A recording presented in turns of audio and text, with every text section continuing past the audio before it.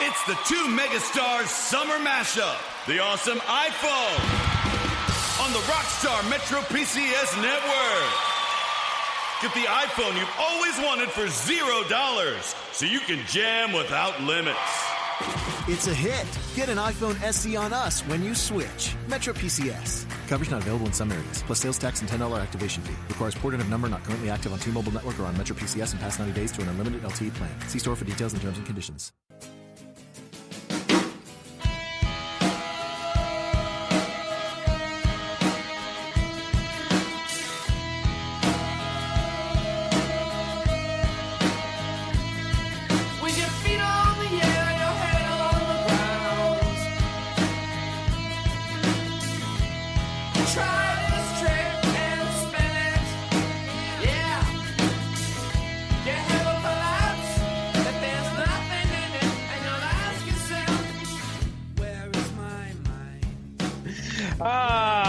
So let's get this party started. What we're going to be talking about tonight is a book that came out in 2012, I believe. At least I think that's what I was seeing as copyright dates on the first issue here.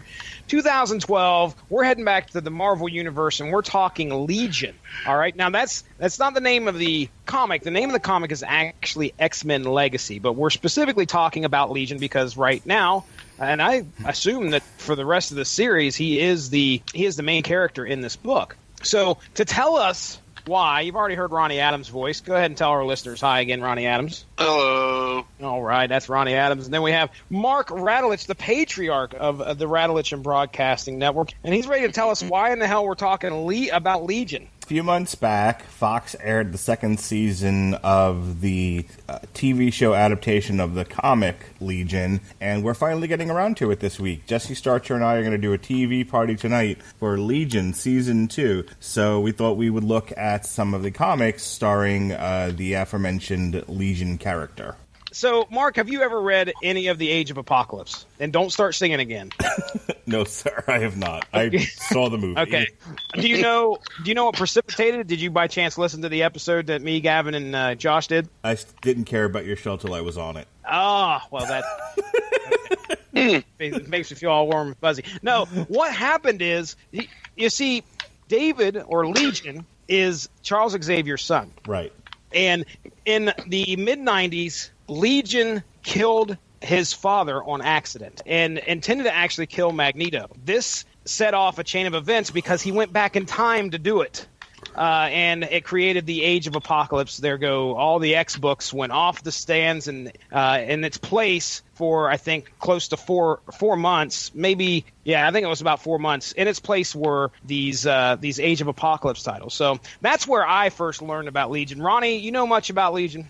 Mostly what you just said. That's I'm familiar with Age of Apocalypse and Legion being Professor X's son. I knew he was called Legion for a reason, because in the Bible, Legion, we are Legion. We are called Legion for we are many. Mm-hmm. But this book kind of really opened that up a little more of why he was called that. I don't remember. I never really realized why he was called that. In past books, because he had the devil inside him. Legion in the Bible. Can you give us an idea of what that? How does that? It's not like a person's possessed, right? Yes. Okay. There's a man in the Bible, and he was possessed by many demons. Okay. So that's why it said, "We are Legion, for we are many." I'm getting the stories mixed up. But I was just shooting for the fact that this guy was possessed and he had a lot of demons inside of him. Yeah, they were all fighting to get out. Okay, now, causing trouble, made the man insane. As a man, was possessed by many demons. When they cast him out, when Jesus cast him out, he cast him into. If I'm telling it right. The story sounds familiar. Yeah, he sends them into something. Yeah. I can't remember what. And because it was all because they wanted nothing but death and destruction. Okay. They that's what they were there for. They were there to cause chaos, death, destruction, and they wanted to. They said when Jesus cast them out, they said, "Don't just cast us out and put us back." And not put us back, but don't just cast us out, cast us into those pigs. over there, and they were baking the next day. He did, and the pigs ran off a cliff. Oh, jeez. Yeah, they caused the pigs to run off a cliff and die because they just wanted to cause death and destruction. Breakfast on the run. Breakfast on the run. You kind of put me. I know the story, but it kind of put me on the spot. No, man. I butchered it. No, you're fine. I knew that it had its roots in the Bible. Yeah. Just because of, just like you said, just because of what his name is and what's going on inside this guy's head. Yes, ladies and gentlemen, Legion is a character that is the son of Charles Xavier and is one of the, if not the most powerful mutant in the Marvel. He is, an Omega level mutant. This guy is. He's got a lot of weapons at his disposal. The problem is that he suffers from multiple personality disorder. Mark, am I getting my terminology correct, or what's it called? Dissociative or something? What is it? I believe it's actually schizophrenia, which, by the way, you want to know how not to get laid? Explain this character to somebody who doesn't read comics. Thanks, Mark. Glad I'm married. I would say explain any character to someone who doesn't read comics. Well, Superman is an alien. And I was at work today, and we were just talking about like TV shows we've all been watching, and so my work wife, she was talking about watching Riverdale, and we were kind of going back. I'm like, yeah, this weekend I got to go and binge watch Legion season 2. And they're like, what's Legion? I'm like, oh, well, he's a superhero, but he's schizophrenic, and you could just see the L forming on my forehead and them all glazing over with their eyes rolling in the back of their head. Come on, it's a good show though, and it is a good show. We're going to be talking about that, but I could tell everybody right now that's listening to this podcast that if you're a fan of visual style in TV shows, this thing has it in spades. I mean, It is one of the most visually appealing shows I've ever seen. This is quite the artsy show. Yeah. But back to the comic, back to the nerds, keeping our... Yeah. This... Green Lantern is a space cop. So this character is very powerful, but he cannot handle the power that he has. And to kind of describe what's going on is in his head are all these personalities. Each personality has a power. Now, I don't think I understood that up until reading this comic. So that's where this comic at least does a little bit of service to the fans. I was going to say, it took me a minute. It took me a minute to figure that out, that when he finally has control over the personality, he gets their powers, which physically doesn't seem possible, but it's a comic, so whatever. It took me a minute to figure that out. Yeah, same here. I mean, when you start at the beginning of this comic, I didn't know where the hell he was. I thought he was on a different planet. After I got my nosebleed, I realized what was going on. So let's talk about the writer here. The writer is a guy by the name of Simon Spurrier. And just heading over to his wiki, he's a British comics artist, and we've talked quite a few British comics artists on here, writer, British comics writer, wrote for 2000 AD. If you're a British writer, I think, and you're writing comics, you're in 2000 AD at some point.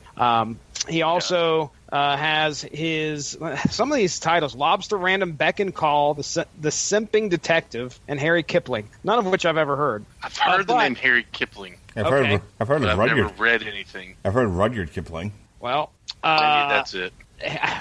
I'm not going to click on it. I don't think it's worth a click. Of course, he's wrote stories for Judge Dredd as well. Everybody has written stories for Judge Dredd. Yeah, if you're a British comic book writer, you probably had your hand in, especially if you've been involved in 2000 AD, you probably had your hand in Judge Dredd. Did you say British comic book writer? Yes, sir. Watchmen. Oh, jeez. V for Vendetta. No. That was another bit. So in recent years, he has broken into the American comic book industry, writing mainly for Marvel Comics. Okay, so that's who we got writing here. All right, now I'm going to do a brief synopsis. Everybody hold hands. We're going across the pronunciation bridge. I am going to I thought we were going on a cocaine ride again. I just wanted to know, what country are you originally from, Jesse? Anyway, we are going to go into a brief synopsis on this book, X-Men Legacy, first 6 issues, right, Mark? Yeah. Now, Mark, you had the trade, right? Was this one of the ones you had in trade? Yes, sir. Okay. Did you have, like, what do they call it, the exposition at the beginning between each issue, or was it just all crammed into one story? Because at the beginning of each issue, I had to really rely upon that to kind of give me an idea of what I just read the issue before. Not really, no. It's, let's see, title page, credits. I have the covers, and then that's it. Yeah, the cover, and then we start the Cortex Complex. Okay. So, yeah, if you got the trade, I think owning individual issues would have probably helped out a lot, because they do a little bit, that brief one page right at the beginning, okay, here's what's happened so far, and boom, we're into the story. I had to rely upon that a lot. So don't be surprised if some of the stuff I read you in the synopsis may have been something you may have missed, because I know you already told me ahead of time that this was kind of hard to follow, right? Yeah. We interrupt our program to bring you this important message. Okay, let's just stop here real quick. This story was kind of challenging to summarize. My attempts at writing a synopsis twice and conveying it sensibly to Mark and Ronnie did not go so well. So as a post-edit treat, here's a very nutshell version of this story. David Haller, Legion, has found a temporary solace in the Himalayas with a friend who is helping him contain the multiple personalities in his head in a mental prison. When his father, Professor Xavier, dies, which I believe happened in the pages of X-Men vs. the Avengers, or AVX, the mental prison becomes a riot and David loses control, as each entity takes over Legion's psyche, going on a rampage through Asia. As David struggles to get his mind back in order, a chance meeting with a mutant that helps him escape police puts him on a path to rescue a brother and sister, Sajobo and Karasu, that have psychic powers from a Japanese gang. When the X-Men catch up to him, Legion resolves not to be captured and also to not allow the children to be taken from him, as he does not believe his father's school is the place for these kids to be brought up in. During a battle with the X-Men, Legion meets a psychic/seer by the name of Blindfold, who is put in a coma after an entity from David's mind strikes her down. The result of the battle sees the X-Men take the children while David escapes. It is revealed later that the mysterious mutant that aided him earlier is the once thought dead abusive brother of Blindfold, Luca, who hated her because she was a mutant. And he has put all these events into motion, that's one of his powers apparently, to take over the body of the young boy sibling, Shizobo. And now he is at the same school Blindfold is recovering in. Since he feels somewhat responsible for Blindfold being in a coma and learning about Luca's intent from the young boy's sister, Legion takes action to save Blindfold. A fight ensues, and as Luca, in Sajobo's body, tries to make the X-Men believe that Legion was there to kill Blindfold, Blindfold awakes and violently kills Luca, explaining to the X-Men what had happened. David is allowed to leave, but on his way out, Karasu makes him know that she blames David for what happened to her brother. Now back to the show. Mark Radlich.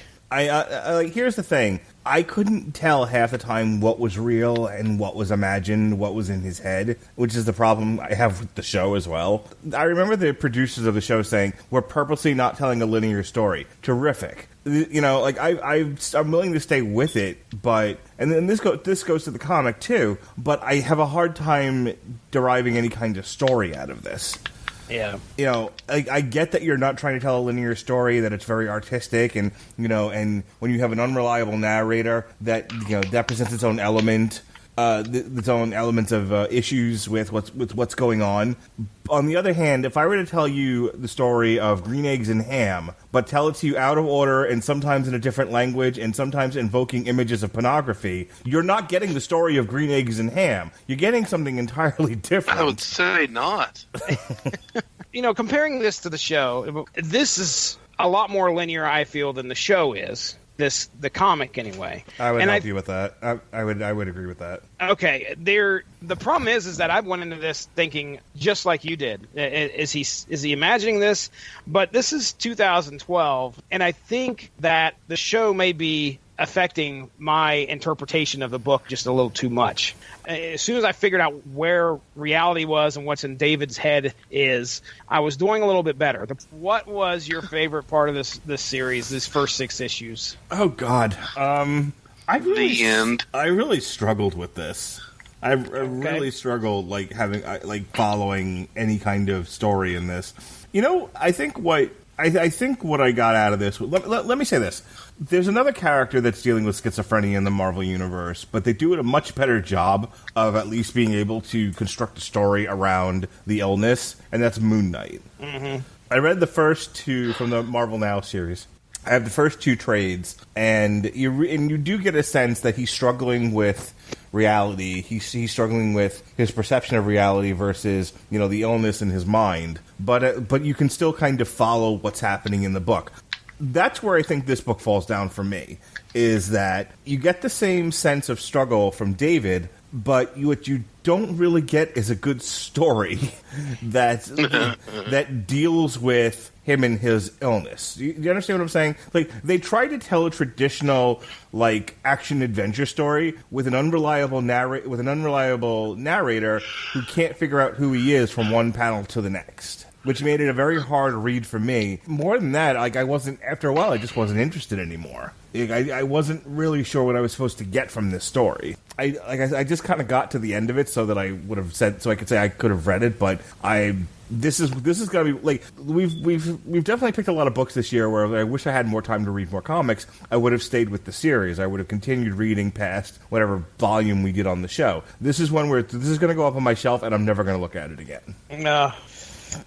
I'm looking just to see when or how long David remained the main character of this series. I thought maybe it'd switch off to something else because, like I said, X-Men 300 would make me think that it turns into an X-Men book, or I should say X-Men Legacy 300. But up to issue 24, which that's a 2-year run for this book if it's coming out monthly. Up to issue 24, it looks like David was the main character of this book. And I'll tell you right now, just to kind of give you guys a brief glimpse into the future, the cover of 24 has Blindfold shaving David's head. So the last issue prior to 300 has him looking very much like his dad. Well, clearly Blindfold and, Legion become a couple, which they very much allude to in this book. Like, she shows up and she's like, I think I'm supposed to be your nemesis. So she sees something in the future, but she can't quite get the handle on it. And Legion, he has no idea what's going on now. I think then she kisses him, right? She's like, I think I'm supposed to be your nemesis, then she lays a big kiss on him. Yeah, that's very typical of a girl, don't you think? Hi, I'm the worst thing that's ever happened to you. Mwah. I don't know what that's all about. But yeah, most of the women I've dated. Yeah, see? What? Who said that? Ronnie, did you have any... I know you said it was hard for you to kind of stick with this book, but do you have any parts that you liked at all? Why is it that, if we don't like a book, Jesse feels he's taking it personal, like he wrote it? I feel like I need to do the podcast some justice and make some content out of it. Like, okay, what's the next question I can ask? Jesse did write this, so watch your mouth. No. I understand the need to do a good show. I totally get that. I've been in the same position. Good's rather subjective, but continue. But right now we're just talking about the book, and neither myself nor Ronnie were particularly enthusiastic about it after reading it. And it's like, and then I hear you're just like, oh, that makes me sad. You guys didn't enjoy this. It's like, dude, you didn't write it. I think it's an interesting take on the character because we don't really have a whole lot out there on Legion. Did you read Moon Knight at all? No, I haven't. You talked a lot about that book and said you really enjoyed it. Do me a favor. At least the first part. Before you decide how you feel about this book, put it aside. Give the first 5 issues of that Moon Knight the Moon Knight series a read, and you'll understand why I'm a little disappointed with this and why I think this lasts. Okay. All right. The concept of each of his personalities having a different power was interesting. Was it laid out the best in the world? Not to me. This was very... The only word I can think is it was very messy.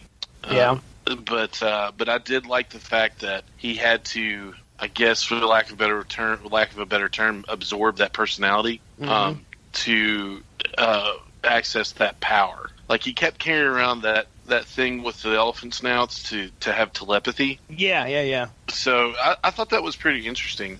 But was that in his head, or did he physically carry that was in his around? Head. Yeah. See, I didn't get that at all. See, I took it for granted that it was in his head because if it were supposed to be real, I would have probably thrown the book away.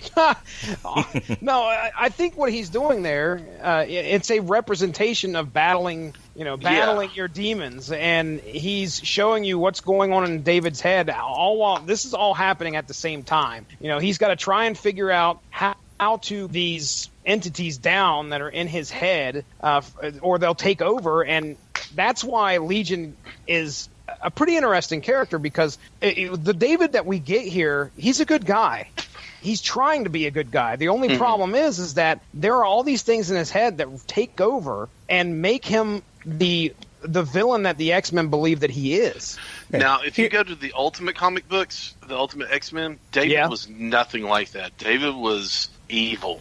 I was going to say, like, my other problem with this book is the way that David's represented. It kind of goes to what Ronnie was just saying. I thought he was a little too jokey. Like, as somebody who deals with people who have mental illness, like, they're not this quippy. Is he really? Or is it just that's how his power manifests itself? I always got the impression that he was legitimately mentally ill, but it was compounded by the fact that he was also telepathic, and he didn't really know how to control his powers, and so...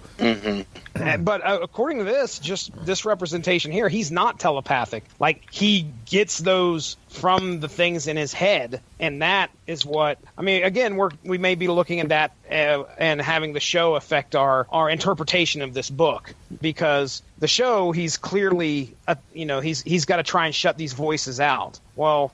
And what's more on that is that, are these voices in his head, or are they the voices of other people from that? I don't know, Randy Orton. That's the second podcast that's come up on. Now, I hear voices in my head that talk to me. That talk to me. The other thing I think I would like to maybe point out about these first 6 issues at least is, David trying to come to grips with number one, the insanity inside his head and how it's actually affected his relationship with his father, Charles Xavier, which I have not read too much that had interactions between Charles Xavier and his son. There's only been a couple stories that I've read where, and usually when Legion was portrayed, he was portrayed as a very overpowering potential villain, and throughout this series you see David's interpretation of his relationship with his father. Like I think there was like a quick flashback in a couple panels where he was thinking about his dad. His dad's kind of like off to the side, and David's laying on this MRI. I don't know what the hell you call it. He's basically laying on this medical table. And his dad's just kind of looking off the side, and he says, "Maura, go ahead and it'd probably be best to sedate him." And at about that time, he looks down at his phone or whatever, and he's like, "Oh, I have an appointment somewhere." So he feels very estranged from his father, but he still loves his dad. At least there's a couple points where he's trying to say that he loves him, but he's trying to resolve the fact that his father is fighting for this dream. And should he fight for it as well? And there's sometimes where he said, no, I'm not going to do it. And sometimes he's like, well, I understand where my dad's coming from. Oh, Charlie wasn't the best dad. No, he wasn't. I mean, if you've got a kid, I don't know, man. I mean, I know that it's been documented or at least it's been said in comics that Professor X tried. He tried his best, but it was like a constant battle to try and tame his son. Go ahead. I want to read you some of these Goodread 1-star reviews. Oh, boy. Kit, really hard to follow or care. Legion is just really annoying to read. The X-Men themselves are all played for completely incompetent boobs to make him seem cooler rather than him being written better. Gross. Not following up. The art, however, is absolutely lovely. Amanda, what is up with Legion's Dragon Ball Z hair? They actually address that in the book. Yes, that's referenced in the book plenty of times. Ian, incoherent, like all cosmic comics. Cosmic? Ashley Pierce. The art is messy. Wait. What? No, that guy's... Would you call this cosmic, Mark? No, I don't know where they got cosmic from. Okay. All right. Ashley Pierce. The art is messy. Most likely because Legion is actually a crazy mess himself. For me, it's just too much, and I can't focus on the story. See, I'm not crazy. Like other people. Did the art take you out? Here's what I was going to say about the art. It's not that the art was bad or anything. The art was fine. My problem is, let's think about the show for a second. When David's in real life, it looks like real life. it looks like the 60s, but it looks like real life. When David, when you're inside David's mind, the setting changes. It's colored differently. The direction of the shot is angled in certain ways. There's something about it that you can see distinctly that it's not real life.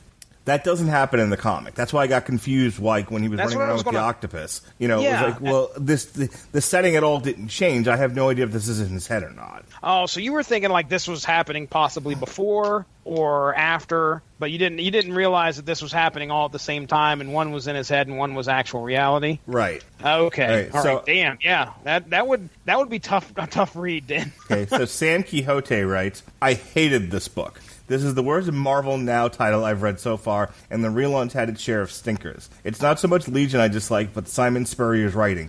He can't make me care about anybody in this book, and has no ability to fashion a compelling character out of Legion. That may be because Legion is a bad character to begin with. I'm not sure. This is my first time reading about him, but Spurrier in no way makes the case for why he should have his own series. He's crazy with multiple psychic powers. He wears only orange pajama bottoms and has troll hair. So what? First off, I have to disagree with that. Okay, I'll let you go, Ron. No. He is a very interesting character. No, I don't disagree about. I agree with most of what he wrote there, but he's not an interesting character. That's all, and that's all in who handles him. I just want to read this one last part here. It's the same review. I couldn't tell you what the story of this book is, even after reading the book. Legion wanders about, fighting things, the end. Spurrier's story is completely unfocused, and as we don't know what the point of it all is, totally uninvolving. I also don't care that Xavier wasn't a good dad and sent his son away for years. Xavier was a very drab character himself, and the longer they keep up with his death, the better. Though it seems he's unfortunately due for another comeback soon, probably so he can die again. Yeah. Okay, then. He's died a few times.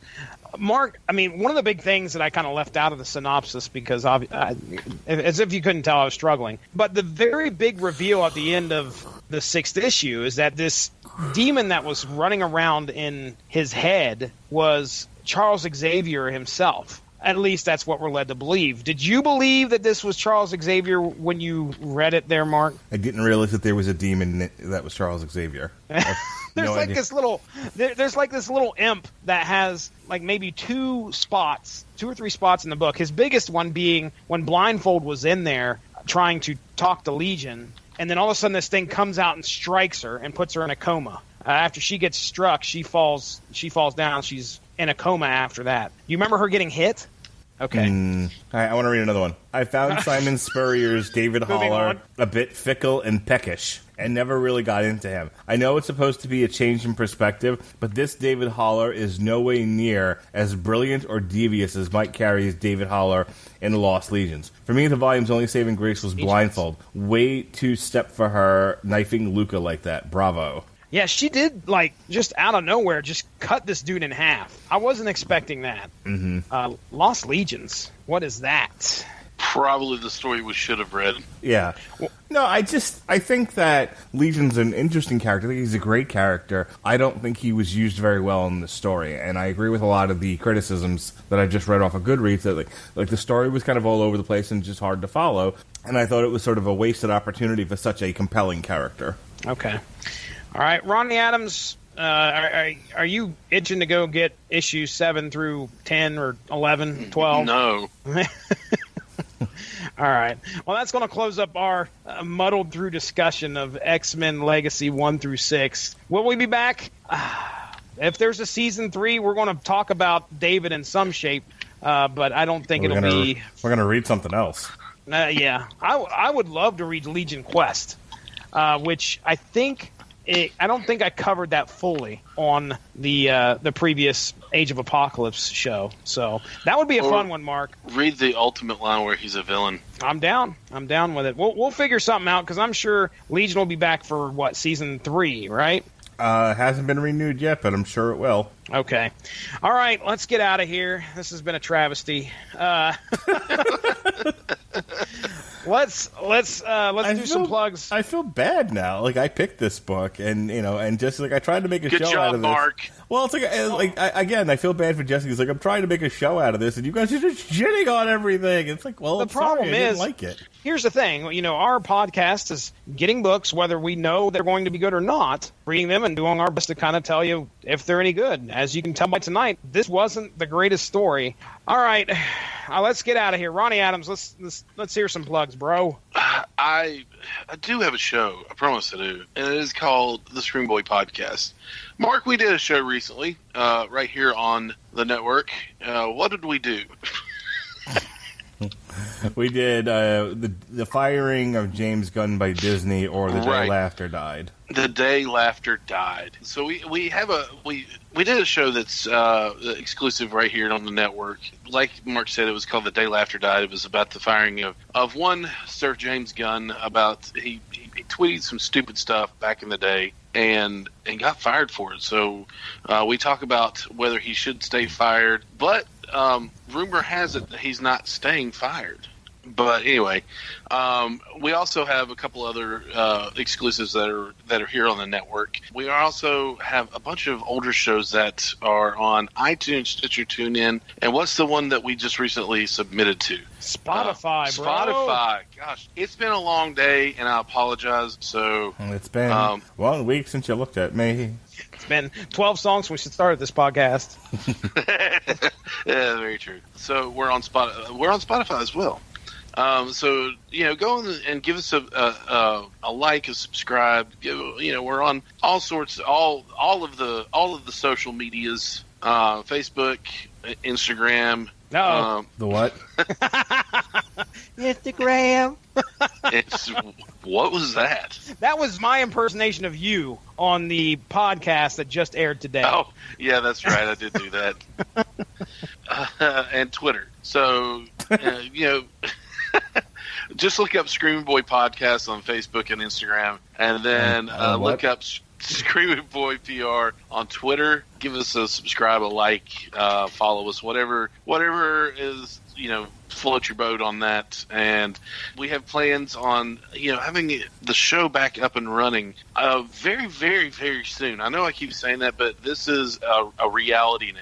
So it should be not too much longer before we have brand new episodes up, and it's going to be a lot of fun. Very good. Mark Radulich, tell us all about it. The Screaming Boy Podcast is a podcast hosted by Ronnie Adams. Wait a second. You said tell us all about it. And plug your stuff. That's not what he said, sir. That's not what he said. He said tell us about it. I said tell us all about it. Okay. Don't act like that's weird. Don't act like that weirds you out. This week on the Radiovision Broadcasting Network, you'll find a podcast hosted by Jesse Starcher called the Source Material Podcast, in which we discussed Zatanna. The panel consisted of Ronnie Adams of the Screaming Boy Podcast, Alexis Haina of Honeysuckle Rose Creation, and myself, who is obsessed with pixie breasts. Yeah, it does go into a lengthy conversation about that. Do you like pixie tits? I like pixie tits. We discussed it at length. So tune into that show to hear all about pixie tits. Which is the name of my new death metal band, by the way. We also discussed on Damn You Hollywood. We did our summer wrap-up show. We looked at where all the summer movies stand right now, who's in the number 1 spot, who's in the number 10, who's making money, who failed to make money solo. So go ahead and check that out. The Metal Hammer of Doom reviewed OTEP Cult 45, 2 words, militant lesbian, me too. Hashtag. And then finally, we ended the week with another Genji Cohen series. This time, not just Season 1, not just Season 2, not just Season 3, but all 8 seasons of Weeds, as discussed by myself and the other resident Genji Cohen expert, Sean Comer. On FX, there was a show, as we mentioned before, based on a comic book property that we just discussed called Legion. It's in its 2nd season now. It's actually concluded. We're going to talk about it on a TV party tonight, myself and Jesse Starcher. That's Legion Season 2. We hope you'll join us. And finally, on the Metal Hammer of Doom, It's like he needs a mustache in his van. we put Alice in Chains. We review Alice in Chains, Rainier Fog. We hope you'll enjoy that show on the Metal Hammer of Doom as we look back at all the Metal Hammer of Doom extras featuring Alice in Chains videos, like Wood and Rooster and Heaven Beside You and other ones. All right. When you do plugs like that, I feel like I need an adult.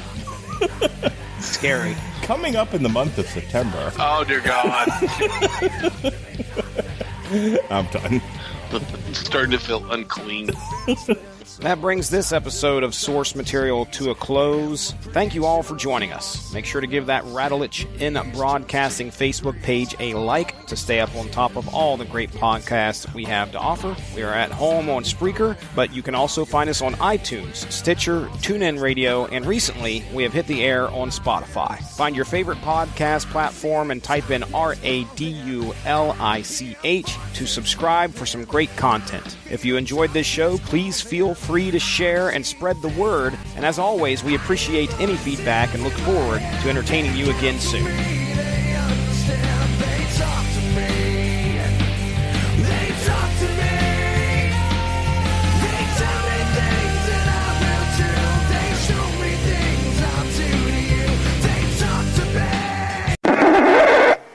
Turn the living room light off.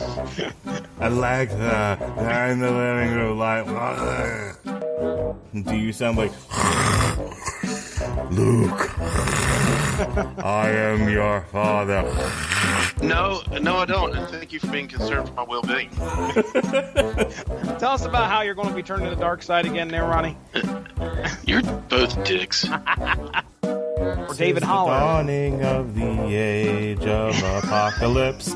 The age of apocalypse. Apocalypse. One show Apocalypse. is one show too much to ask to get through without you breaking into song.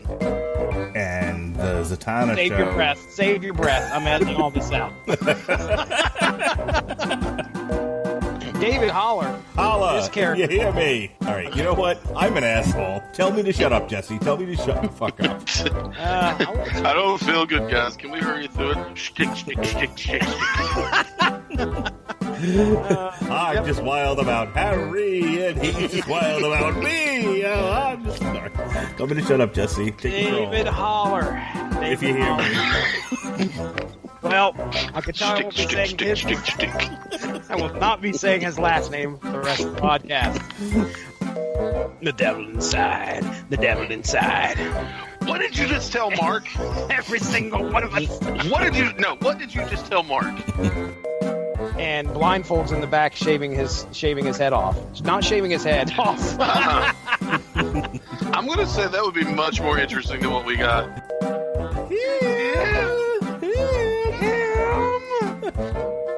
And there are in my head. These are the voices in my head. One show. Girlfriend in a coma. I know. He said, it's save the serious. Ooh, girlfriend in a Save it. coma. I know. Stick. Hey folks, Dirk Bentley here. If you've seen one of my concerts, you know I'm all about energy. Performing, recording, traveling, being a husband and a father, it's a busy life, and I need to be 100% every day. So when my battery starts running low, I grab a sugar-free, vitamin-packed 5-hour energy shot. It tastes great, and it gets me back to 100% fast. Try it. It could work for your busy life too.